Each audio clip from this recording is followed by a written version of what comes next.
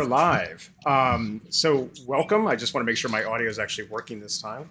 Yeah, perfect. Welcome to Tales from the Wander Inn. This is our second episode.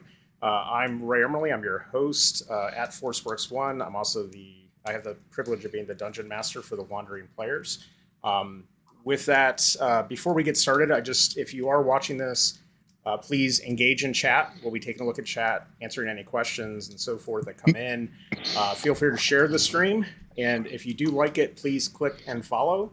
Your viewership will help keep us motivated to keep doing this. I think it's a labor of love anyway. With that said, let's go ahead and do a quick round of introduction of which players we have today. I'm going to start we'll start from the furthest out from the planet Earth. So Mikey, we'll start with you. My name is Mike Pelletier. I'm the one that plays Vibrant and Taylor when he's deciding to be social. So I'm going to go counterclockwise then Mark. Mark R. Sorry. There's two of us. Mark. So I play a human variant ranger named Duros. I like to do this. Doesn't always work out for me, but nothing ventured. I have a very feathered companion. A very feathered companion. Yes. Which leads us to Molly. That's me. I'm the very feathered companion. I'm Molly, Namaste Cosplay. I play Fletch, the Kenku druid. Snapper, the wolf companion that I've picked up on our travels. Schilling, let's move up to you. And hello, I'm Mark Schilling, and I play the lizard folk cleric Bog. Socially inept, trying to fit in, and on a mission from his goddess that he has absolutely no clue what it is yet. Much like my campaign strategy, so that works out pretty well. So let's do this because Schilling, you were on the first episode. We kind of touched on this a little bit, but I think just with the new players on here, I want to open up with the softball, which is essentially how did you get started in Dungeons and Dragons? Mikey, I'm going to start with you because I expect your answer is going to be quite long, and then we'll move to the others. Jesus. It was probably like middle school band class when you'd have like nothing to do for a while. And nerd. And we were just some of our friends would be they brought in, I think it was like two, but it wasn't. It was like the starter pack or something for like 3 right before 3 was rolling around, and we just played a little bit here and there, and then 3.5 pretty much got back into it when that was big, and I was playing a sorcerer, and then I was playing wizards. I was kind of the classes that, like the glass cannon classes that were in there, and then I made a custom class with the help of my DM at the time, who was a friend that I was working with over at Stop and Shop, and we made essentially a Tabaxi, which turned into later classes, and that was the start of his name wasn't Vibrant back then. It was I think we actually just called him Razor Claw, which is why his the clan is the Razor Claws. And started with that, and then that's where I was Tabaxi, and that was 3.5 where I was just a player. And then fourth edition came out, and I had at the time an Amazon credit card. And I had a buttload of points, and I bought all the core books to 4. And I started running campaigns for my 2 buddies because they have never played, and we were looking for something new to do besides playing video games on Friday nights. So I decided to start running D&D. And I've been running 4th ed campaigns, and I brought my cousin Pete into it because I know he had been a player and he was primarily a DM most of the time. So he was looking forward to playing. So it was nice to have him help me out with some of the stuff. And then I ran a legit Legend of Zelda, the original video game. I used that 8-bit graphic as the map. Awesome. And then that was the start of it. and I ran that whole campaign. Then it's spiraled into like a couple different campaigns. And bring it all the way up to fifth edition. Fifth edition came out. We switched over, started doing different stuff, and now I run a Star Wars refreshed campaign with Mark and my two buddies for right now. And yeah, mostly a DM all my life except for this game. Yeah. Always a groomsman, never a groom. Yeah, it's all right. Being a player is a different beast. It is, and we'll get to that in a second. Though I have to say your DM knowledge has been helpful in, kind of helping get through some of the role things as we go through this. Just it's less for me to have to track because I can always look to you for at least a quick response. So let's move over to. I'm going to start with Molly because Mark's itching to speak, but let's go with Molly first. So. I've been playing D&D for 10 years or so. I started with a group of friends just out of high school, that I had kind of lost touch with. And then I started dating someone who was in that friends group, and they pulled me in we would play weekly. And I started with the clumsiest rogue in all of existence. She constantly fell off of things and into sword racks and knocked over shields. Like, it was awful. It's like a dex of 5. What did you? I just rolled. I should have put my dice in jail, and I kept trying different dice every time. I just rolled horribly. But like, I had my friends there that were always like constantly on the lookout, and one was a druid, and he had wild shapes, so he'd constantly be shifting into things to save me from stuff. So like, we were on a ship once, and he shifted into a kraken and like picked me up off of stuff and put me back on the boat because I fell off a mast and like stupid stuff like that. And that was really fun. You were hey the chicken. I was pretty much hey the chicken, just constantly like walking off things. And then we started playing a few years ago with a campaign that he was running before the baby came. Not yours, Mikey's, right? Just to clarify. Mikey, yeah, not my baby. Yeah, I ran. No babies. Oh, that's babies. right. Yeah, I had that. I had that 7-person campaign for like, ran that for a couple months. Yeah, so we did that, and that was really fun. And then you killed Mark. I killed Mark. Yeah, I think that was your first foray. I brought Mark and my cousin in for like a one-off, and they like turned on me. But I was pretty much the tank for that one. So they both whiffed it, and I just like made their heads explode, which was pretty awesome. Nice. That's where I am. So Mark, Molly was that your first foray into it, or did you have anything before that?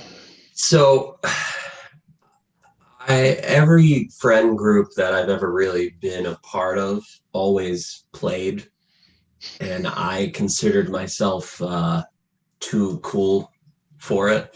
That does not surprise me at all, but yeah. Sorry, let me interrupt.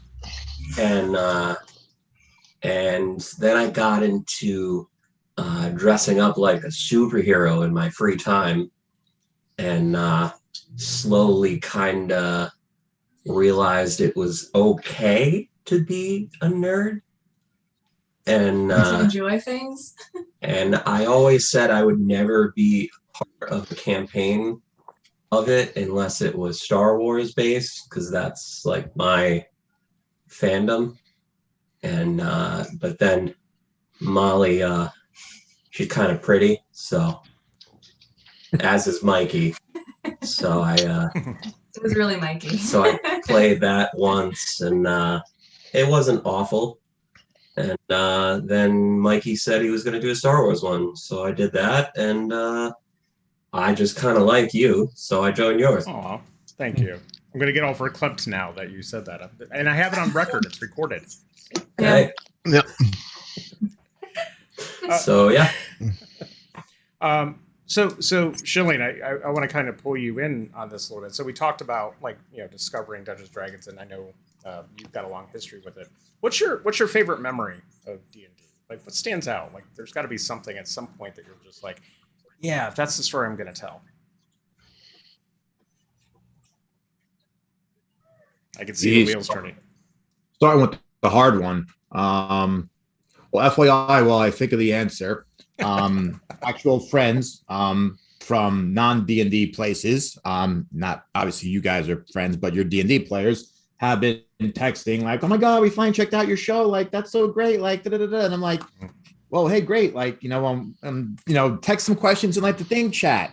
And they're like, "Yeah, great. How do you do that?" And of course, my response is, "I have no fucking idea. Like, I'm not technologically inept. Like, I have no clue." I'm like, "Just message me on the phone and like, I'll work it in."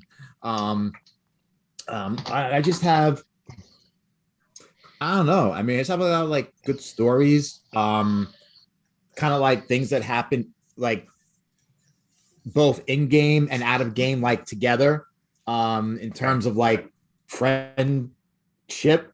Well, not so much like maybe like how I got into a D&D thing, but one of my former campaigns, and I was talking about this character beforehand.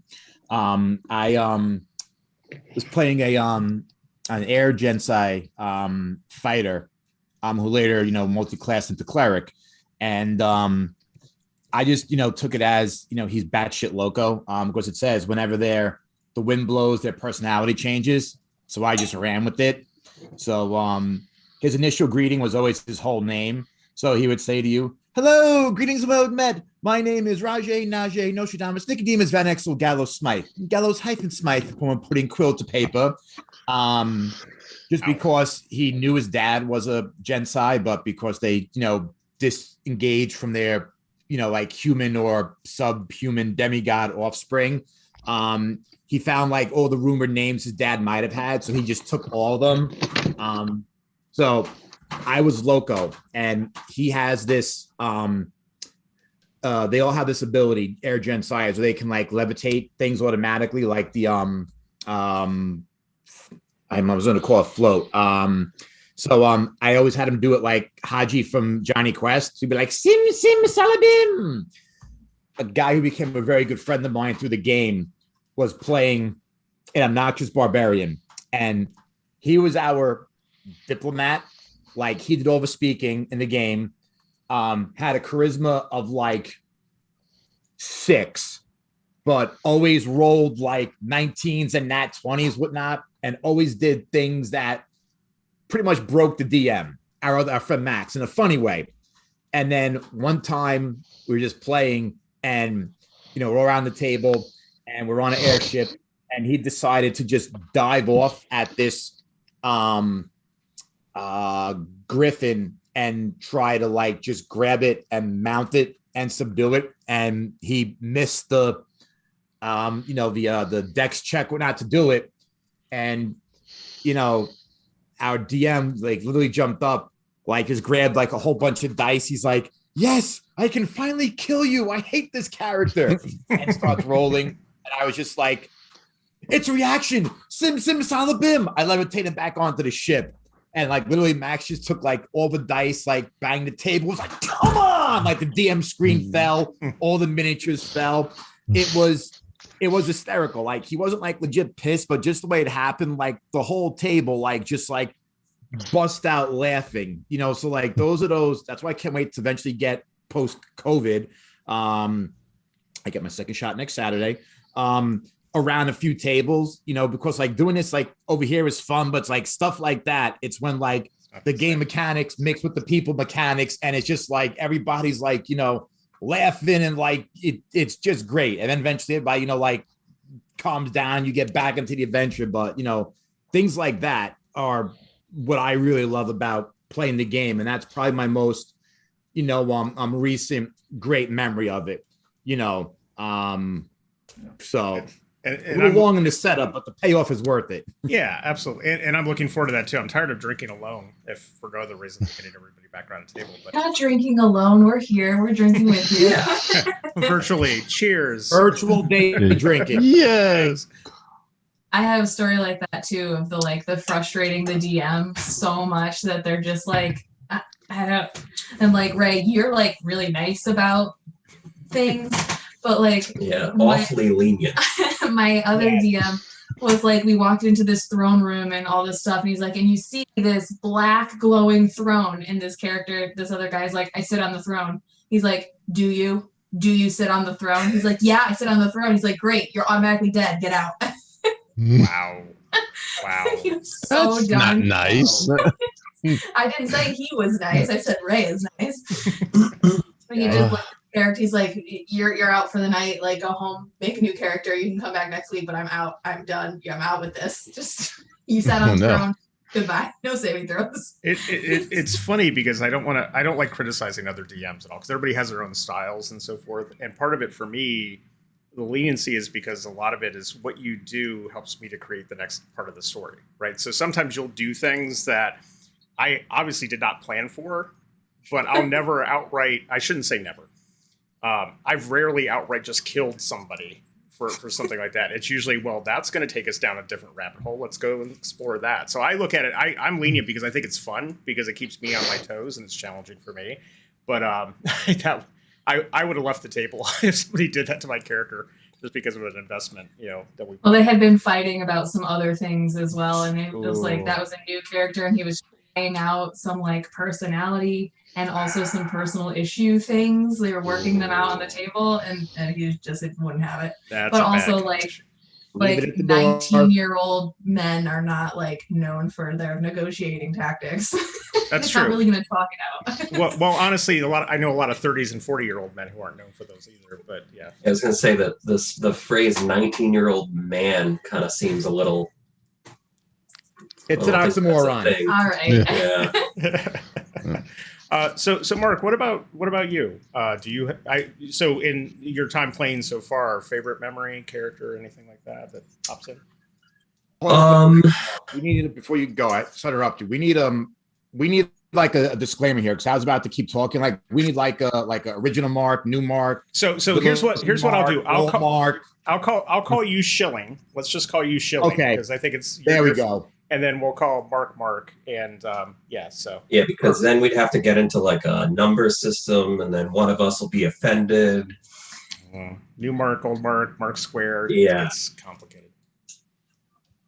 It's too much. Yeah. Too much Mark.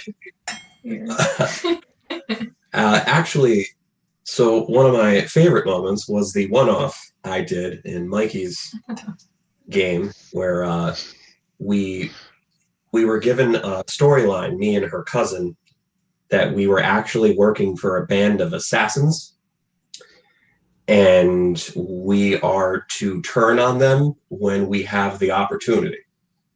Mm-hmm. So the whole game, we're pretending to be their friends and going through this town. And now I hadn't really played that much, so I wasn't really sure how this went. And it got to a point where the other assassins showed up and revealed their names. And while everyone's back was turned, Molly seemed to be killing most of the enemies we came across. So I decided to attack Molly with a crossbow with her back turned. And I think I maybe rolled a 2. It wasn't good. Something. And I literally missed her. And she just turned around and I think she had double scimitars and she just sliced me. That's great. Yeah. Yeah. And then I was just like, oh, so I didn't do anything cool? No, you're dead now. You died Oh. technically, but that was about it. And I think I had like a nat 20. Yeah, it or was bad. something. It was a bad time. Mikey's like, oh no. Oh no! Oh no! I love how the story came full circle because you alluded to this, Molly, when you were talking about your experience in D&D, and now we get the Mark's perspective on that. It was awesome. It was really sad.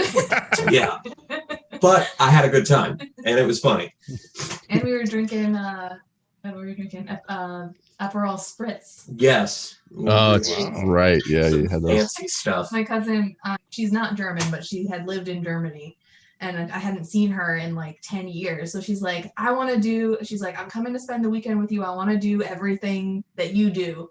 So we went to a Comic-Con, and I took her to wineries and breweries, and then we went rock climbing, and then we went to play D&D because those are the things that I normally do on weekends. And she was like, I'm exhausted, but I'm here for it. And she's like, we're gonna do what I do on Sunday mornings in Germany. So we had Aperol Spritz and Bellinis. And Yeah, there's like a fancy mimosa. it was a fancy mimosa. Yeah. Nice. Fits right in with your brunch routine. Yeah, it fits right in. We went to brunch and then we went to D&D. Yeah. So Mikey, what about you? I'm sure you have 1,000 between DM and so forth to narrow it down. So one of my favorite ones that I can off the top of my head was when the campaign I was running. So being a DM, I was the one with Molly, Mark. It was Keith, my cousin Pete, Val. My wife was playing. Her character was a sister to Molly's character. That was the only way I was able to weasel her into playing. She's like, I'm like, you two are sisters. It's fine. You guys can hang out together in game. It's perfectly fine. And we were running every time. Yeah, she was a ranger too, so it's funny because she was the ranger, and I had her kind of over OP'd a little bit versus how and Molly was the fighter. So like they're kind of like the two sides of a coin really. And so we're running this game. I was running this, and they're going through these like seashored caverns and stuff, and they're trying to find the missing townspeople and whatnot for what the freak is town night. It's the one freaking VRE's from. I can't remember it right now. But anyway, so they're going around and they're looking for this stuff, and they're nailing stealth checks left and right. So they're avoiding everything and anything that's in this place, and they're minimal fighting, so they're not giving themselves away. Yeah. And I'm like, all right. So they happen to get across this one spot where there's like this mud room essentially in the middle, and I tell them that there's an orc in the middle, or there's an ogre in the middle, and this ogre is essentially mud bathing. And they're like, okay, we're gonna scoot across. They nail their stealth checks, so all of them are scooting around. And I described that while they're scooting around, they see that the ogre gets up and mud's dripping from him everywhere, and you notice that this guy is just free balling in this mud pit, mud's dripping off, and everyone at the table is just like, oh, I'm like, and initiative. Nice. I'm like, and there we go. I'm like, I got a reaction out of them. I'm like, no one said they were all disgusted. Well, he heard it. He's very offended. That's great. But that was like one of them. I've had ones as a player where we were playing the Star Wars RPG game, and I was a droid. I was essentially I was a C-3PO, but I was repurposed to be like a battle droid. So it was horrible. But I would. Oh well, there you go. So I was an intellect droid, and then my two buddies were my buddies Mike and Adam were other characters. One was a Wookiee, and then I forget who Adam was. But anyway, so we were like in this bog of whatever, and there's this like thing out in the distance, and my cousin who's running the game's like, yeah, you guys, I'm like, well, let's lasso it and try to see if we can tug it in. And he goes, it's a check, and he's like piling up dice for it. And Mike, who's the Wookiee's like, oh, I'm gonna do this. No, I got it. And it was like very little. I don't know if you know how the D&D or how the Star Wars RPG game works with the different dice sets they have. It was a diesel check. It was like maybe you can equivalent to like a DC 20 check to see if he'd get it, and he nailed it. Like he didn't fail at all. And my cousin's just like, you do so well that I'm giving you a +2 to anything you tow now. So now that's a running gag in all of our games, is that there's always +2 to towing somewhere. That's awesome. So those are like some of my favorite ones. Good stories all around. So quick question. So moving into our story and our campaign, I'm going to start with probably the one that I know, probably know the most or easiest. Mark, how did you come up with the concept for your character?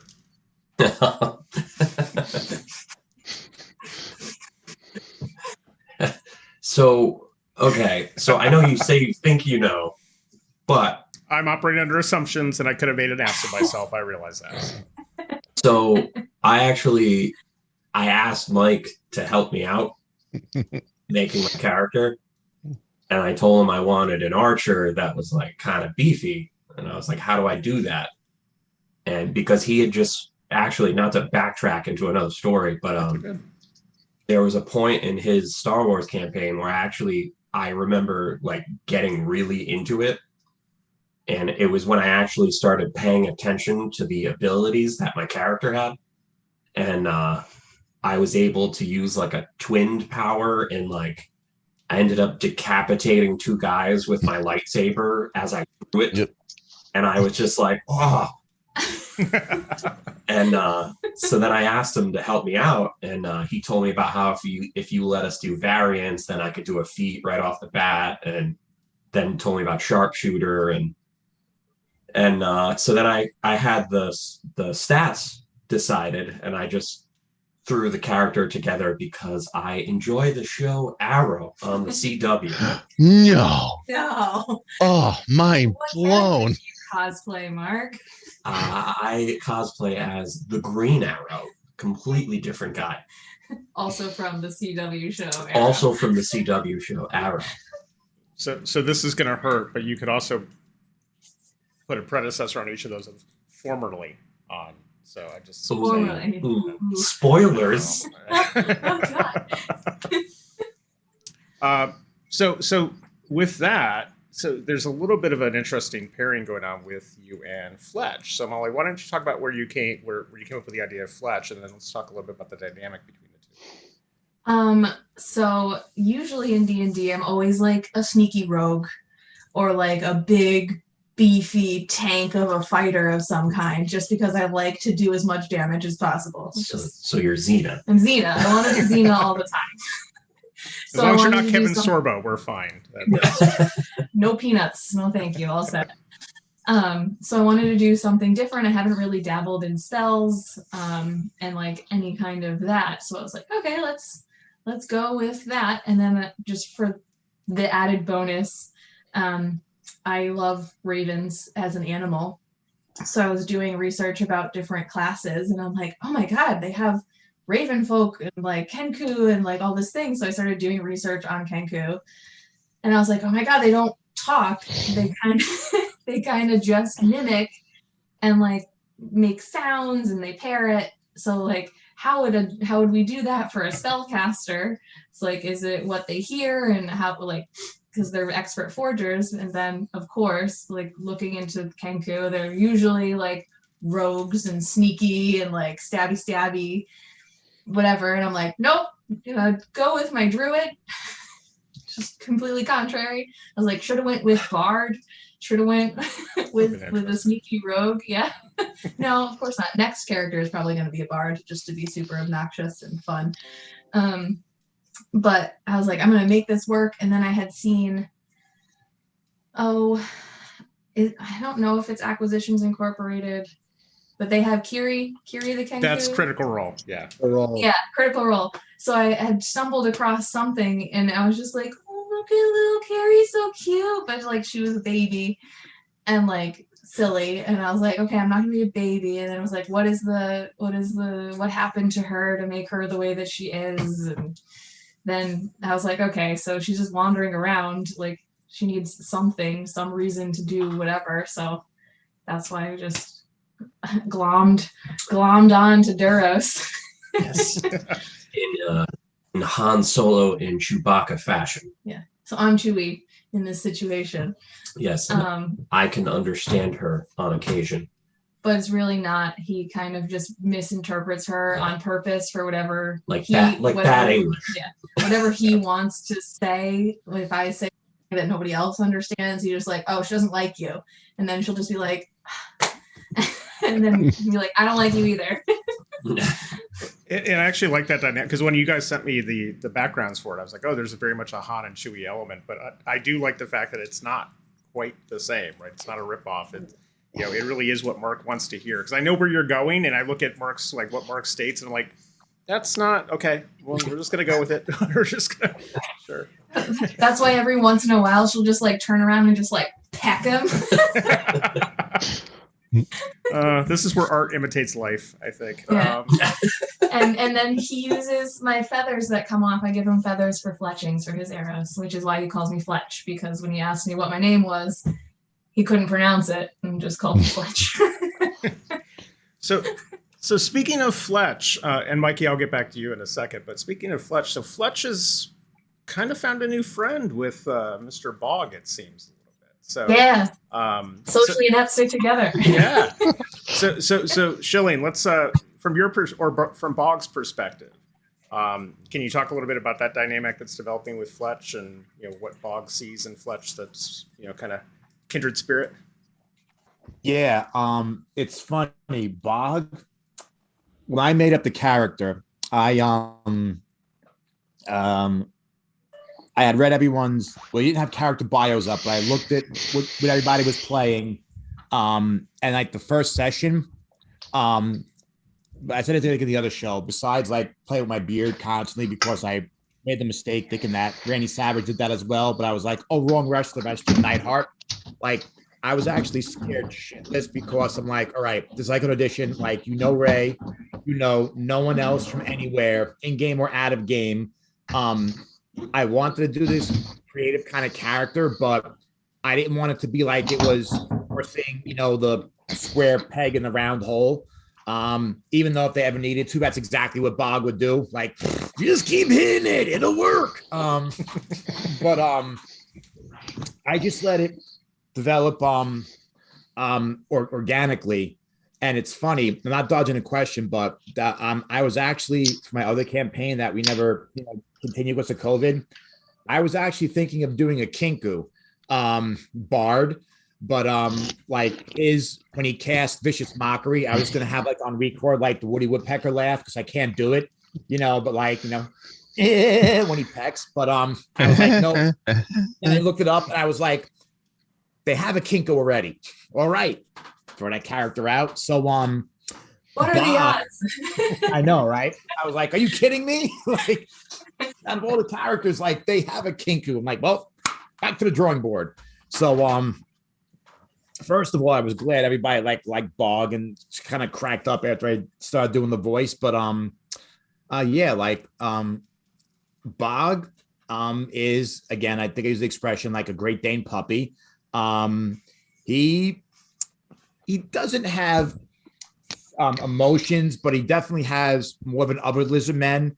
A very high functioning protective instinct, and it's like Molly said, socially inept stick together. So and I just remember from the whole play, Mark, whether he regrets it or not, in game or out of game, was the first person to be like, well, I like this guy. So for Bog, that was kind of like, yay. And then Fletch won him over when she was the two things you did that won him over. When you were like, sad, it okay. And then you also liked raw orc meat. That was kind of like, that was it. Because yeah, exactly. Like he knows. I mean, when he was in Leon, obviously I'm yelling, I'm sorry, there's an echo in this thing. Obviously, he knows that what he does, he doesn't fit in. He's buffoonish but not stupid. So he can't understand why people would want to eat uncooked food, but it's been explained to him, by the good citizens of Leon. No. When you eat something, even if you already killed it, but it was a humanoid, we call that cannibalism. That's frowned upon here. So he knows that everywhere he goes, he has to, everything he does, the way he talks, the way he, moves, the way he, eats, it's his presence in general frightens small children. So Fletch is next to him the most socially, I wouldn't even say socially inept, but the most different. Of course, she also has being a Kenku has an interesting way of talking and communication. And I know we have two Tabaxi with us, but the Tabaxis, especially Vibrant, have perfect command of common. Vibrant wears clothes. The only thing Bob finds a bit weird is he can't figure out what Taylor is. Is it a third ear? Is it actually alive? Does it talk to you? But yeah, we're going to talk about that in a second. So because they kind of accepted him. That's why Bog is becoming very, very attached to Fletch. And also out of all the other humans, ridiculously attached to Duros. like he's not trying to be a third wheel, but like he almost thinks of you guys like the same person. Like if you say Duros, there's Fletch. If you say Fletch, there's Duros. And you also got a spoiler, like when he was like, "Hang on, Duros, the hot tag's coming in" for the healing word. Had Duros actually went down and went unconscious last game, Bog would have lost his shit. Like, you would have seen the true primal nature of a lizard folk's basic intelligence of survival, fight or flight come into play. And all the big spells would have came out, everything. Like he would have been, there would be nothing stopping him. Just the way like he hugged both you guys, there was nothing stopping him like getting from where he was to where Duros was and getting that ogre off of him. Even if it gave the captain an attack of opportunity, like he was going in. Like he doesn't realize it, but he's lost one entire tribe in a slaughter. And these people, especially Molly and Mark's characters, Duros and Fletch, like accepted him where he doesn't have to worry about like, the disguise and, he could just actually like, focus on what he's trying to do in life. He is not losing another tribe again. Like absolutely no way, shape or form. He's a little bit leery of Deimos. I will leave that for a later conversation, but I think we all are. There's a few things here and there that he kind of like sets off his bog sense, let's say. In terms of like, well, I understand that, when you want to save yourself if you need to, but certain things he says about money, like, can I really trust this guy to take care of myself and my ranger buddy and my little cone-heavy linguist bird friend over here? I'm just going to let that play out, gently. I'm not going to force it. Yeah. And in fairness, for Deimos, since he's not here, there is parts of his backstory, which we'll talk about. I think he's going to be on the next one of these. We'll talk about a little bit and explore a bit. But staying on this theme, though, let's go back to Duros and Fletch. So now you've got the Han and Chewie vibe, and I don't know if Bog's Lando or where he fits into this mix, but Luke, I think. Right. Bog's the Sarlacc pit. That's what Bog is. So how are Duros and Fletch kind of finding Bog? It doesn't have to be obviously reciprocation, but I'm just curious your thoughts. Fletch, you seem much more closer to him than Duros at this point. But. So Fletch also lost all of her flock. Whether or not they actually died, we're not sure. Or were killed, we're not sure. So she was rescued by druids, which is why she's a druid. But she set off to like learn more and try to find peace with that because she's still very angry, and she was the youngest of her flock and she lost 3 sisters, so she loves kids and her and family and like friends, and she's very protective of that and anybody that's in trouble or captured or tied up, which is how she found Duros and saved him. So she kind of like, whenever someone new is there, she's more inclined to be like, new friend, like, yes, you're alone. I was alone. I don't want anybody else to be alone. No alone. Only friends. Getting emotional. So she is very immediately like, I love everyone, I love everything, until you do that one thing that she's like, no, you're dead to me. So you have not done that thing. So you're okay. Good to know. But like we traveled long enough together that you probably won't do that thing, hopefully. But the like 2 legs don't like the people, they don't like when you eat their enemies. Like that's weird. So like Bog came in and he's just like, yeah, food, and she's like, oh, finally. So like that was a connection, and the like I might not have the words for it, but like I understand what you're doing even if I can't express it. Like, so I'm just gonna make sounds at you and hope that you get it, or that Duros will be like, she's trying to tell you that she's enjoying what you're doing and wants to be a part of it, and he's usually like, stop being weird. So like having that, like she's little, she's only like 4.5 feet, 5 feet tall. She's not very big. She's a little bird person. So like having that big thing, like, yay, yay, new friends. And we're still waiting for the potential of this fastball special at some point, but let's not get our head ourselves too much here. So how's Duros feeling about this? You've got this new person now in this Fletch dynamic. I'm talking for you, but I'm like, Fletch is he's just like, oh, she collected another thing. Like I mean, he's a 7 foot tall lizard. What's not to dig about that? Fair point. I'd much rather have a 7 foot tall lizard on my side than on the other side. So talking about the Han Shui dynamic, Mikey. Yeah. So Vibrance isn't quite alone necessarily in his journey. So you want to talk a little bit about that? So when I was designing Vibrant originally, I always found it easier when I was making player characters. Like NPCs, I can create NPCs as a DM all day. It never bothered me.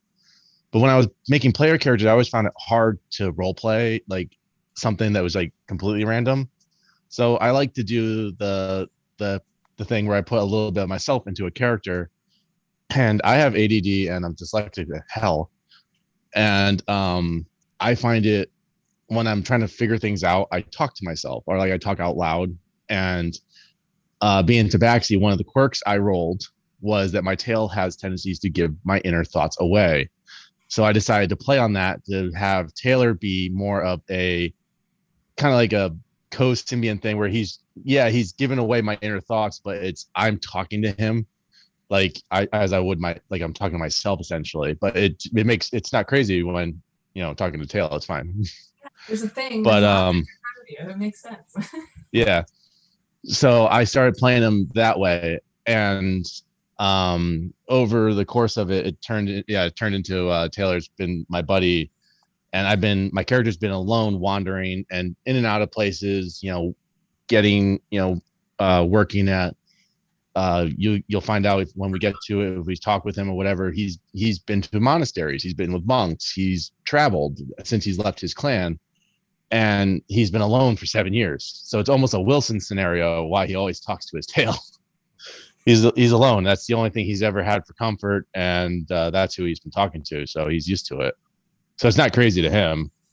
And his tail, despite him, if it ever came down to it and you had to have me or you had to have Vibrant throw a dagger, Vibrant's going to suck at it. But if I have my tail whip the dagger, it's on point. So that's like some of the fun stuff I decided to like work with the character where like if my tail is like incapacitated or something where it's like wrapped around tight around me or it can't move, then I can't throw daggers. I like that. It's funny because there's a little bit of as you were describing it, kind of a Fight Club theme. So now I'm just going to call it Taylor Durden because it's kind of I loved this like so much in like the game. Like I have no artistic ability, but like I just want to get him a sock puppet that like looks like a tail with a little knife to hold so he can like pick it up and just be like start pointing the people. And then he can start doing like the mandible claw, right? Shilling? Yes. I don't need the claw. Taylor's just gonna take care and choke slam people. Mr. Taylor. Yeah. There you go. You gotta meet Mr. Taylor. So get captured, which I hope doesn't happen. Everybody's like tied up in chains. He has full command of his whole body. Just the tail has one little pair of like handcuffs on it. He's like, I can't move. Yeah. If they don't tie down my tail, that's on them. That's our escape strategy. I'm gonna have to make a little pair of handcuffs for the tail. It'll be a next magic item. So sticking with Vibrant for a second, a lot of the story so far has been this quest for the dragon, or at least finding this dragon. And I talked a little bit on the last one how that wasn't necessarily where I thought we were going to go, or at least not this early, but it's developed kind of nicely. You want to talk a little bit about Vibrant's history with dragons and why he's obsessed? For lack of a word? He's a dragon-born sorcerer. There is an ancient dragon that pretty much made a pact with his clan, and it has produced a sorcerer every generation. I'm one of those. I'm one of that generation. The last one that happened in my lineage was my great great grandfather who went missing, and he was the only over the years and years and eons even that this has happened. Legends fall into lore and people are forgetting stuff. And my great great grandfather was one of the ones that was very adamant that no, we had an ancient dragon stay here, and he went out to go look for it and he's never returned. So I have taken it upon myself to go find out what has at least happened, at the very least, what has happened to my grandfather. And I'm very adamant that I know that the legends are true. It's just trying to find the dragon or see what has happened to the dragon, because finding this dragon would potentially lead me down a path of what has happened to my great great grandfather, who was a sorcerer like myself. So I'm not necessarily like, it's been 7 years. I've had very little heads or tails of anything on this. And that's why I have a book of dragons that I've come across and stuff that I've dealt with. Yeah. And yeah, he likes dragons. He's trying to find the one that he's been looking for. He's come across on how to deal with dragons. And he knows a lot about them because he's been trying to find one. So he's been talking to all the dragons to try to figure out what has happened to this specific dragon, trying to get an answer. And we haven't gotten there yet. So just because the dragon, yeah, well, just because the dragon, the white dragon isn't the one I'm looking for, doesn't mean I don't want to talk to it and see if it has any answers for me. Good point. Do you know what color it is? Or I mean, I'm assuming your character knows what like its lineage is, like, Oh, my dragon? Yeah. My dragon's an ancient silver dragon. Okay. Called Young Sung. I have that whole background. I have that whole backstory already written out too. Kind of skipped on our backstory. Yeah. I was going to say your backstories are cool. I think the nice part, it was funny because when I asked everybody for their backstories, it was really before you guys really kind of knew about the party and the grouping and everything else. So what I did was when you provided them, some people went a little more epic in some ways in terms of opportunities, and some of them, it's not really mundane, but it's more what you think about traditional sword and sorcery fantasy kind of thing. So what I've been doing is when we started to create the story, I selectively picked pieces of it to try to seed it. And some of that was in the story hooks that I sent out. And some of it's been, as we've been going through this story, I've been trying to put little seeds in, and some of which you may not even know about, but another character might have picked up on, like completely separate. The dragon one just ended up being the one that was most common for everybody, because I think I put something in your story hooks, and you guys mentioned that, and Vibrant had it, and Bog has something related to dragons in his backstory. So, but none of the backstories are boring, and never think that it's not a scale of like who did a better one, but everything is feeding into the overall campaign in some way, shape, or form. So, which when I wrote Bog's original backstory, there was no dragon, right? And it was just the swamp. And it was the weird flames, and it was the undead, but there was no dragon. And then I said, Ray, I mean, obviously, like, it's your world. Give me a location or whatnot, or name of a town.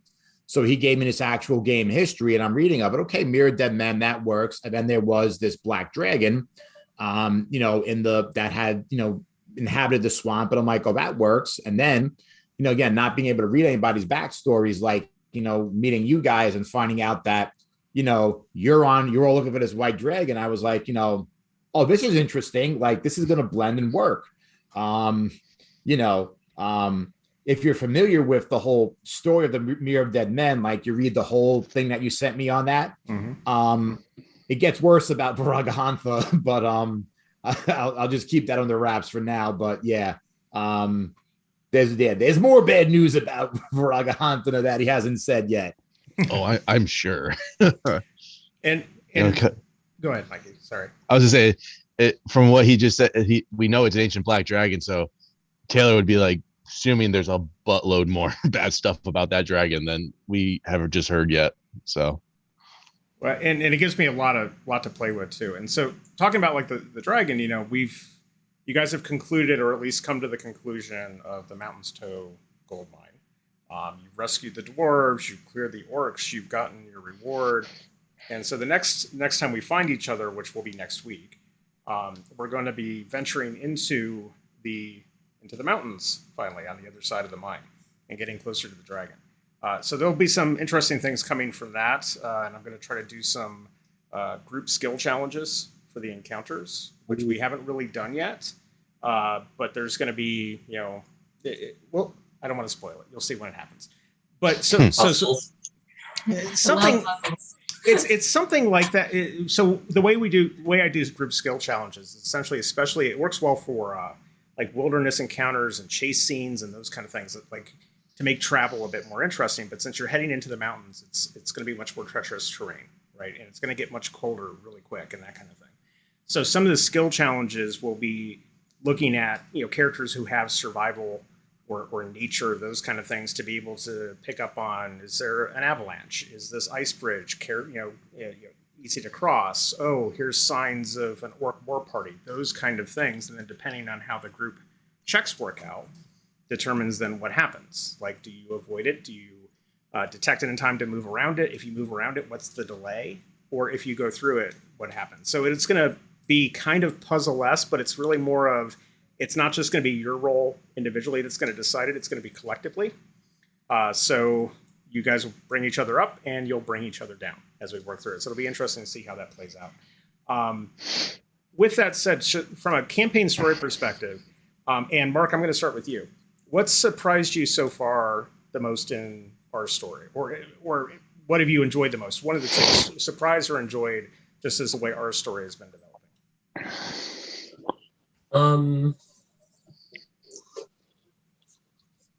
What's surprising me is the way Deimos' storyline's going. Okay. And what I've enjoyed the most is actually hitting people with arrows. Because you know what thing you're supposed to add now? Yes. So when I started off, I know I told Mike, but I wasn't adding the correct numbers to my attack rolls. So there was that one game we played where I didn't hit anything and was miserable. And I found out why. So had you been adding, he would have hit all things. Yes. I thought something was going on there because I was like, nobody has this bad of luck with the die, right? There's got to be something. So it's good to know that that's working out. So. Yeah. Not true, Keith. Ooh. He's having a time. There was that one game that you guys were off doing real life adult things where Keith hit absolutely nothing. Even after I blessed him, give him a +4. He hit absolutely nothing the whole game. He just needs more options for dice. Sure that he's adding the correct things. Yeah, he might. Yeah, it's a good question. He's a lawyer. He's not a mathematician, so I should check with him. Well, because the other thing, because it has gotten to the point where I'm almost starting to think that maybe I'm just going to have his god be pissed off at him, and that's why because he goes through the whole thing. It's like, I'm going to do divine smite. And you're like, okay, your hammer's glowing. And it's like, I rolled a 4. It's like, okay. Go sit down. You're in timeout. That's the god coming down. You're in timeout. You can't pick your hammer up anymore off the ground. Exactly. Yep. You are no longer worthy. You're no longer worthy. Your hammer flies off somewhere into the distance. You're gonna have to go find it. So Molly, what about you from the story perspective? Any surprises or anything that you've enjoyed particularly? So I think it's kind of figuring out where Fletch's motivation, because it's when I created her, she was very angry and kind of hiding it, chaotic evil type of thing. And I was like, that's how I'm gonna play it. I'm gonna be she looks super cute and little, and she's just gonna fuck everything up. Has nothing to do with her as a person. Really no underlying frustrations at all with that. But as she's going, as we're doing things and we're interacting and thinking about what she's doing, and just thinking about her interactions with other people and how much she's just people, we got to make sure that we keep the people together, and what are we doing to help? And it's just okay, so she's still mad about things, unspecified things, but helping and see just the interactions in the party and how all of us interact with each other, and watching Yeah, we're everybody growing as a group. Growing as a group, I think, is the most surprising thing, because how we all like started kind of unsure, and as we're going throughout and every thing that we encounter, like how everybody reacts to it, hopefully in character and not just like personal reactionary type of thing, which I know is kind of hard to separate unless you're like super good character actor, which like I know I'm not, but but just like kind I of think Bog pretty much is the only one of us that yeah, Bog's crushing it. is crushing that. Yeah. Just like going through that and seeing how everybody reacts, or like wins, like I don't know, even react to like the griffin, or like when you got attacked by the mimic, By the chair. Yeah. Like how everybody reacts to those things is kind of fun and surprising to see, like when we go into these encounters, who's doing what, and obviously not knowing what everybody's backstory is, like in game and also not in life. Just kind of seeing how that is and being like, oh man, what are they doing? Why are they doing that? Like, would my character be upset about this? Like, am I upset about this? Like, type of thing, I think is the most surprising thing, because I haven't played a consistent game like this in a while. So, yeah.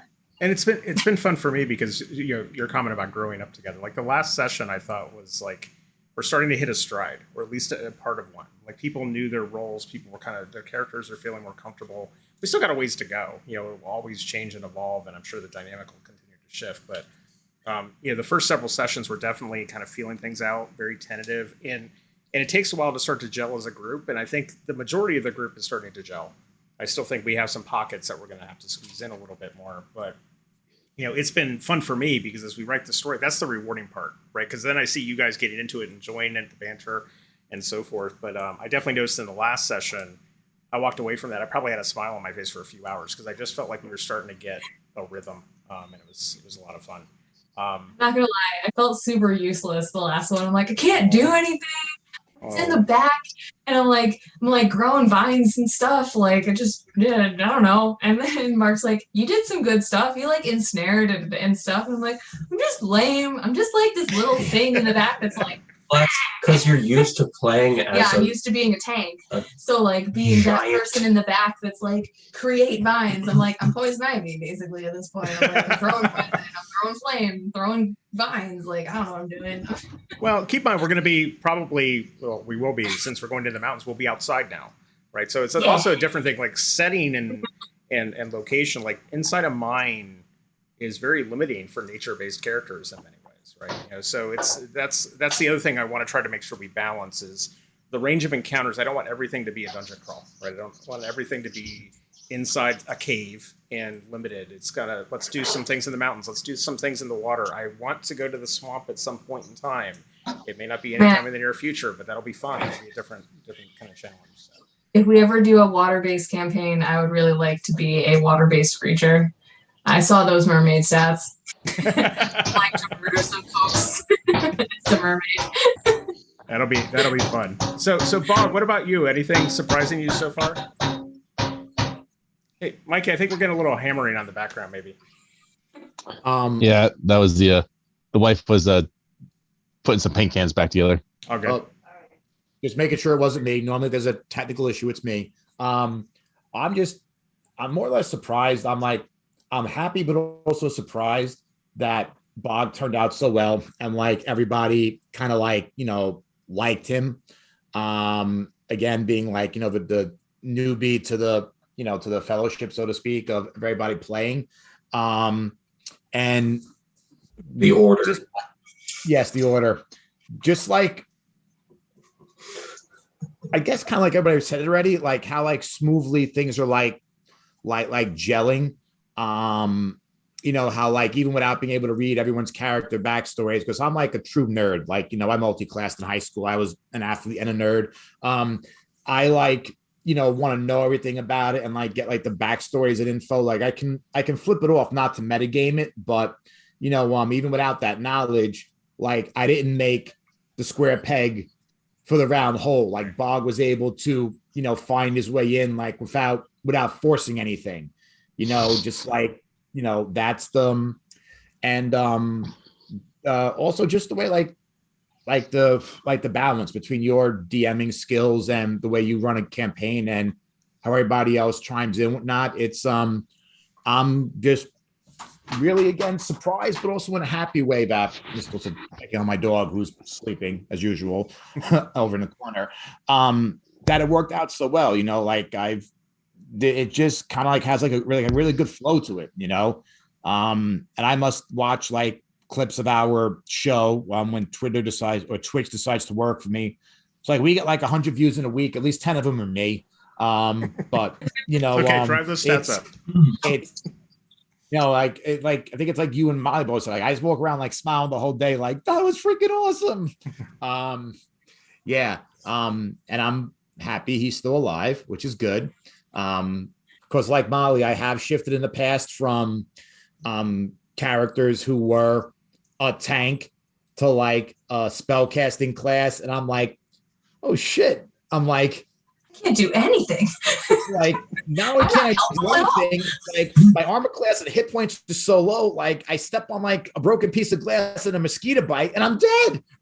Like this is horrible. Sorry, I'm hanging out in the back, guys. I don't want to die. Exactly. It's like next level. Can I like multi-class with a transformer? Like, can I get like some armor or something? But it's been absolutely great. And that everybody has a quirk and is really like playing it. That makes me happy too. Because I think my biggest thing with Bog is how I can use that whole thing of emotions, how he lacks them. And like Mike has his tail, and Duros has, his the way he plays the character, or Mark plays Duros with the character and the personality and the Han and Chewie thing. Like some people, and I had this when I would DM for the kids, like if it didn't have an in-game mechanic or give a stat bonus, it was ignored. Like no one got into the role playing of it all. Like nowhere does it say anything that, Bog's lack of emotions make him immune to this or give him a bonus to that. So like many people would just be like, nope, right over that. Like what can he do in battle? So I just love the fact that pretty much every single person at the table also does that and brings out the role play in it, really makes it. I mean, nothing wrong with being a murder hobo every now and then, but it's very boring when you're the only like talker or like role player at a table and everyone else is just sitting there like not paying attention to the whole game. And then it's like, okay, John, your turn is up. Wait, what just happened? Like I explained it already. You're like the kid who doesn't pay attention in class. Oh, okay. Like all we do is wait for combat and that's it. So it's like, This is not that. And I'm loving every second of it. And I've been happy about that. Go ahead. Sorry. So you appreciate that we're all weirdos. Yes. That's the takeaway. We're all weirdos. But to your last, I was just going to say to that last point real quick, it's interesting because especially having to do this virtually, as we wait for the stuff to get back to the new normal, whatever that's going to look like, the fact that everybody is paying attention and, moving on cue and that kind of thing is nice, because I was worried that we were going to get a lot of people who heads were shifted this way or that way and then wait till their turn comes around and you got to catch them up to speed, and we're not getting that, which is great. I mean, we're getting a little bit of that, but it's manageable. It's manageable. Yeah. Yeah. Mikey, no, like the last game was the first time I was actually able to exploit my quirk on Taylor with his thieving tendencies, because he's just chaotic about that. And he Tabaxi's being like cats, there's they like shiny objects. But yeah, exactly. But Taylor's not, so Vibrant's not really one for that, but Taylor is. Mm-hmm. So normally what I do is if there's shiny objects around, I'll roll sleight of hand, or I'll ask if there's shiny objects. And what I'll do is I'll roll a sleight of hand check. If that sleight of hand check scores better than my passive perception, I don't notice it, and Taylor pockets it in my bag. And then I have to deal with that later, that I find, or someone like goes, you stole this. Taylor or Vibrant can literally go, I didn't steal anything. And then you like I'll be like, oh, check my bag. It's not in there. And Taylor's like, I love the duality of that. It kind of reminds me of, I don't know if you've ever watched Umbrella Academy, but they talk about like the father created mom, the android or whatever. And it's like, was she her own kind of or was it his aspects, right? In the loving, caring aspects that he couldn't show, and it's interesting. Why are you guys side eyeing? Our dog is making weird sounds. Oh, okay. Sneeze. Okay. So your tail is basically Abu from Aladdin. Yeah, that's an accurate way to put it. There's a lot of comparisons. So Mike also likes shiny things. He So has Mike, such compulsions for not stealing stuff. so Mikey, what about you? What any surprises? I mean, you obviously have a couple different perspectives here as a DM and as a player, but any surprises so far, or anything you particularly enjoyed? No, surprising is I'm enjoying the camaraderie. I think we're doing pretty good, like merging together and trying to like feel how everyone is as players, because it is hard when you have a couple players that haven't played. And I mean, I feel like you got like Mark's doing well, and then you have Keith's doing okay too. I feel like Keith needs to actually read his character sheet a little bit. I feel like I feel like every session we have to describe to him how Divine Smite works. but that comes with it too. You have to learn how these things go. And then I feel like Jason's got a good handle on. I mean, with his martial arts background, he has a good idea of what he wants to do with a monk, which fits for him. So it's easier for him to role play that. Yeah. So I'm having fun seeing how everyone's kind of adjusting to that. Surprising, not really. I'm just having a good time with it. So good. And that'll be interesting too, because when we do the next session of this, I put Keith and Jason and Leslie together because they really are kind of the newer players to the dynamic. And I'm actually going to meet with Leslie this week. She hasn't been able to join us because of the baby and timing and commitments, to try to get her back up to speed, because it is challenging, I think, again, because Jason's a new player, and I know some of us have talked about this too, running two characters at once and trying to do so. It's kind of like the jack of all trades thing, master of none, right? You can do it, but you're kind of limiting yourself on all of them. So well, like as a DM, it's hard to run like 3-4 NPCs, let alone as a player trying to know everything that's on those character sheets. And then on top of it, you're a new player, right, trying to know what's everything that's on those character sheets.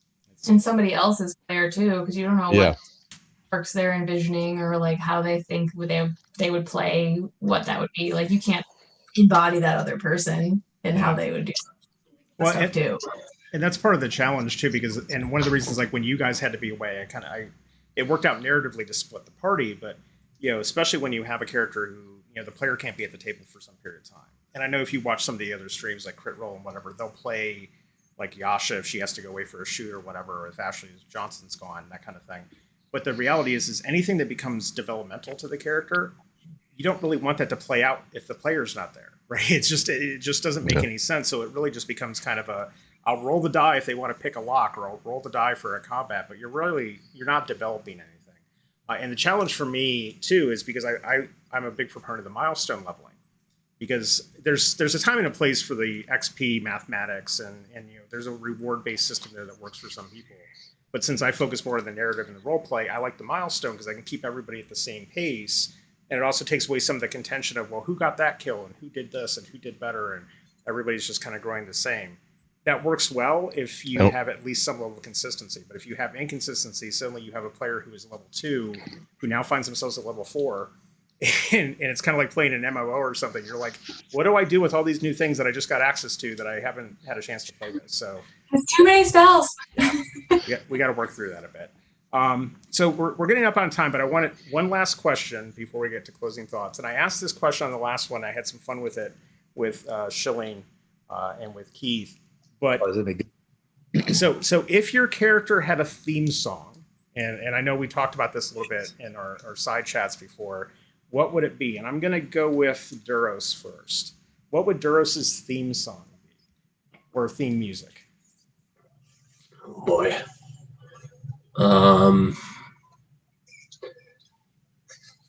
Say something. I can't play it. Something on the darker side. What's that Johnny Cash song? Hurt? No, not that. Whoa. Yeah. Rained it. Not that direction. Ring of Fire. A girl named Sue? Or a boy named Sue? Sorry. Ain't no You have your pocket computer. Yeah, give me a second. Let me go a second. So you research. Let's go. Like we don't have a computer here. Yeah, so let's go to Molly while Duros is looking that up. So. I don't know if I'm a good one to go to. I don't really know what Fletch's theme song would be. I know everybody's like joking about what it is in like our group chat. Got it. What is it? Johnny Cash, Ain't No Grave. Nice. Okay. Yikes. All right. Use your magic. What's Fletch's theme song? The Ewok celebration thing. Devour the weak. Yup, no. Her theme song, your theme song is almost like, I would assume maybe anything by Crazy Frog back in the day. Just I just picture her just walking. Yeah. Just doing like random noises. Party horns all the time. Something 80s. Yeah. Something 80s. Oh man, I'm gonna have to research some party horns. I heard something Pitbull. Some kind of party song. Jump on the line. Jump on the line. Shake, Sonora. Mikey, let's just take a look. What about you and Taylor? Oh wait. So definitely it's gonna be one of my favorite bands, which is 1,000 Foot Crutch. They have a song called Let the Sparks Fly. And the way it starts up all nice and slow, kind of has like a little crawl, and then like just this little maniacal laugh by the lead singer, and then just jumps right into this like rock and roll, just let the sparks fly, and it just like goes, and I'm like, that's me all day. Vibrant's gonna be, when battle hits, he's gonna just have like this little, he's gonna like kind of like the slow piece is just him eyeballing what's going down, and then the laugh is just him going, I got this, and just start throwing random spells everywhere that he can. I love it. Molly's still looking. They're on mute. So Mark, let's go back to Schilling. Let's go back to you real quick. Why don't you recap what? Actually, I think we landed on one, but then I think there was some post conversation discussion. So that's what I was just trying. That's what I was trying to look up. Everybody, I think it was either Mark or Mikey had like good ones as well. Like, well, I originally, before I could even think it, used to rate because he's like, one caveat: you cannot use Randy Savage's just ripped your heart out. I know. Come on. So first, I thought like again, if we told Marvel ripoff, like since he's a Tempest Domain cleric, and I've always loved a Led Zeppelin Immigrant Song. Ever since Thor used it, only like if they ever had a theme song, it wouldn't be like the words. It would just literally be like Bog on a microphone going, just trying to like make the sound of it. But then, unfortunately, I had like a turtles having sex flashback for some reason. Yeah.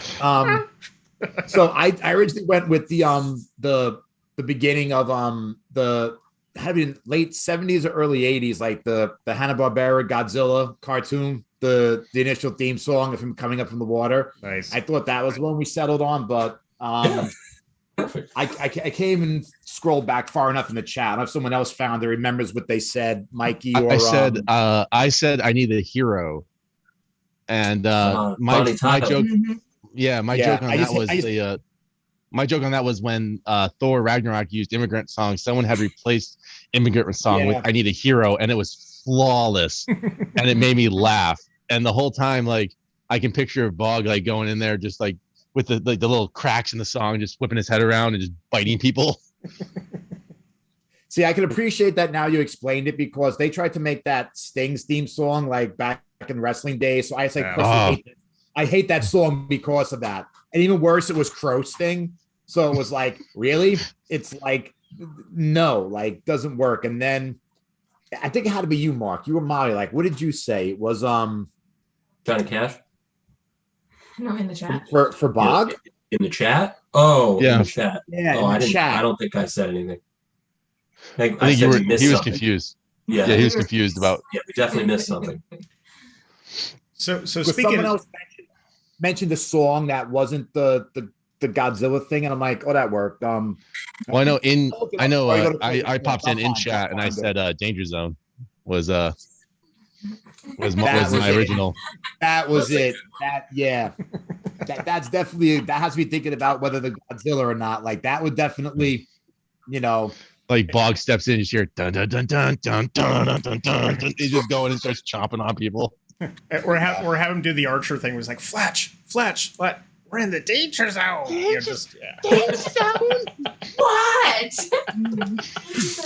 So, now I so just found it. Fletch and Bog like in a jet, but like Bog's helmet doesn't fit. Fletch is like too big for her. Like, I lost him in the sun. It's like, oh She's shit, just excited because she's flying. There you go. So Molly, I saw the interactions on mute. Did you find one? Because Yes. definitely. I think it's gonna have to be Pitbull's Fireball Oh Jesus. because there's a lot of random sounds that are happening. Yeah, and there's also a lot of fireballs. Fletch likes to throw fire. So Perfect. I'm still going on the Tengu Warrior song from the Mighty Morphin series. Just saying. She's very against the Tango Warriors. I've already been down that road with her. Long whirly sticks.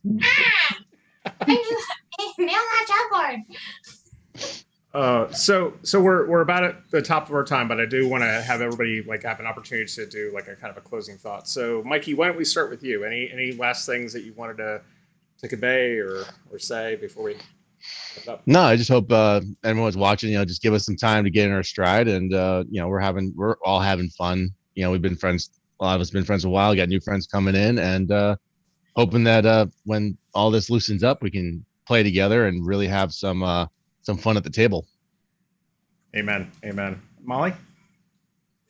Yeah, it's pretty much same sentiments. Like once we can get together and see what kind of crazy actual in-person dynamic we get as opposed to just our little rooms. We might have to set up outside because if it's going to be this nice out. Yeah, I'm going to have a very hard time. Yeah. Inside, I'll be a grumpy little troll. Well, the patio doors are right here, so we can literally just step right out. So we can do this. That's true. I'll just like yell inside, like, okay, Fletch does this. Mark, what about you? I have a closing thought that actually has nothing to do with any of this. Okay, Mr. Handy, go ahead. So if I have to choose feet, and I was leaning towards the gunner feet,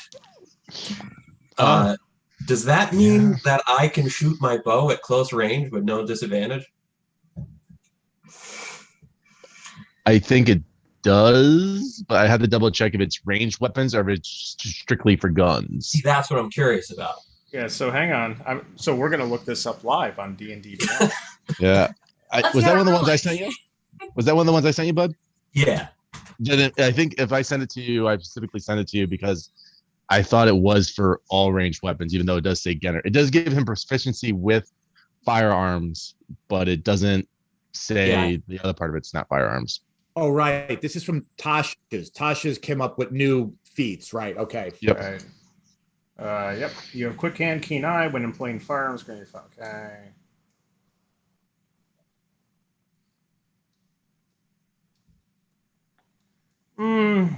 Let me think about that one because it's calling out firearms a lot. Yeah. Quick hand and keen eye when employing firearms, granting you the following benefits. So I would have to associate with that firearms. I'm not necessarily going to say all ranged weapons, but let me think about that.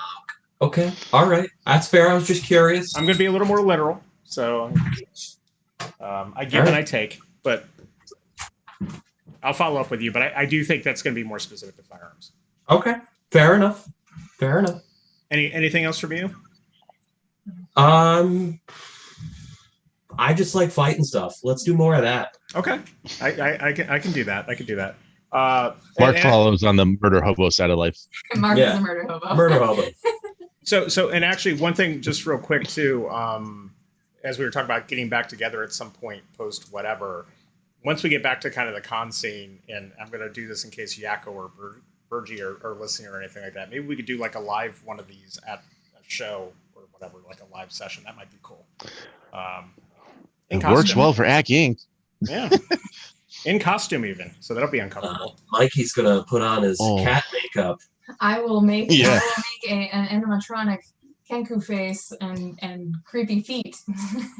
I was gonna say I think I get off the easiest. I just have to wear like my Halloween costume and I'll be all set. So A fake wizard, like really bad wizard robes. I don't know. Perkins would always go. He would always go out. Like he always had some. He had some outfits, and some of the ones being like full face paint, as being when they were in the underground area. He looked like just painted out.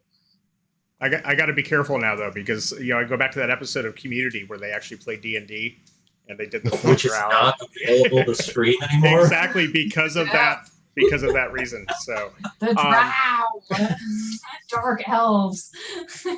So Shillane, any closing thoughts from you, sir? I didn't, but now I do. I have, unfortunately, you'll have to talk to me offline. I have no clue what the Community reference was. The best episodes of the whole show. Yeah. I'll have to figure out what the show is.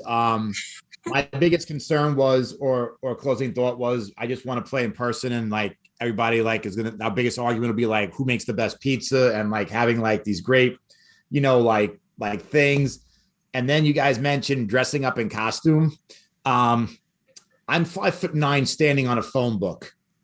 I made a character that's 11 feet tall. Cosplays for everyone. How the hell am I going to do this? Working on stilts, I got you. Yeah. Canon, he's supposed to be an inch taller than me, and I'm 6'2" normally. So I think between all of us, we could. We'll make it work. We could hook you up. Yeah. Well, and I was gonna say I still have a Yondu fin that's a bit oversized that would work perfectly for dogs. So. Ray would know this from jujitsu as we're training. One day, our SIP, our kickboxing coach, we did a little bit of striking, just looks at me and goes, I guess smooth isn't in your vocabulary, is it? Or like graceful or something. So I was thinking like, yeah, I could do stilts, like those little like half like, and I just envision myself like just going down and face planting completely. So maybe like I'll just you guys just like sit at the table. I'll just like stand in the back and we can move one of the cameras like really far away and low. We'll do when you're covering up. We'll get you like the big hat. We'll do when you're trying to pretend. Or you just stand on a chair. Yeah. Trust me, we'll figure something out. Even if it's just stacked platform shoes or you're sitting on a whole bunch of phone books, we'll figure something out. So great. Well, Freddie Mercury. Have like a pimp hat and like a cape, or am I thinking? Yeah. I was gonna say one of us has a pimp hat. Somebody's got to have one. Has to, or a cavalier hat. I haven't found one, but one of you guys has to with have the feather. Yeah, great. There's one right there. That's not a pimp hat. They're staring at it. The most complex character to cosplay, let alone no. That's not a pimp hat. That's like a bush hat or whatever. Just needs a feather, and it's good. My feather is in the back. Put a big old feather on it. That'll work for him. No, literally next to the most complicated thing to make a costume for. Yeah, I better buy a credit card from Michael's and just start. Well, keep in mind the unwritten rule of cosplay that we all adhere to. It just has to look good in really bad lighting and from 10 feet away. After that, it's all everything else is gravy. So yeah, you just get the Spider-Man Doc Connors costume, and we'll just modify that. The lizard. That's right. There you go. I say dinosaur stuff, so I got that skin. Yeah, Target's got the dinosaur face mask that open up and stuff. Make the nose longer. Perfect. There you go. You mean this one? There you go. Oh, that's phenomenal. Oh. I will totally wear like double mask and bring Lysol, whatnot. I totally want to wear that and just start doing his voice, even like on the camera, like even before you get in person. Yeah. I have been working on a mecha tail. Stilts, I got you. I was ready for Mark to like literally like just like look the other direction and like pull out a pair of stilts from like the wigs behind him. I'm like, they're not kidding. Like they have stilts. I would not put it past you guys. In a good way. Way. Our basement basically looks like a Spirit of Halloween. But like a nice one. Yeah. A well-kempt one. Yeah. A well-kempt. Yeah. So with that, and I think there's a lot of fun in our future ahead. So a couple things, just so I don't forget, for those of you watching live or post, please share the stream. Please click follow if you're watching on YouTube. Click like and subscribe. We do this live VOD is available immediately following, and then YouTubes are going up on Tuesday. So I just want to make sure we give enough time between the live stream and the YouTube uploads, but those will be there every Tuesday on our channels. All the links should be on the Twitch stream here. You can also follow us at wanderingplayers.com, and we update our schedule there. And with that, thank you for all of your support. Thank you to our player guests this week. We'll have you guys back on again because otherwise I don't have anybody else to invite. And we will see you next week for the actual Wandering Players session 9. Is it session 9? Session 8 or 9? I can't remember now. It's 8. 9, I think. Is it 9? We skipped one. Oh yeah, that's right. We skipped one. Yeah, so I think it's somewhere still in the single digits. But we're going to be outside of the mine and making our way into the Sword Mountains, getting ever closer to the dragon. So that should be exciting. We'll see what happens there. And until then, remember, not all those who wander are lost. So thanks, everyone. Bye. Bye. That's right. Okay.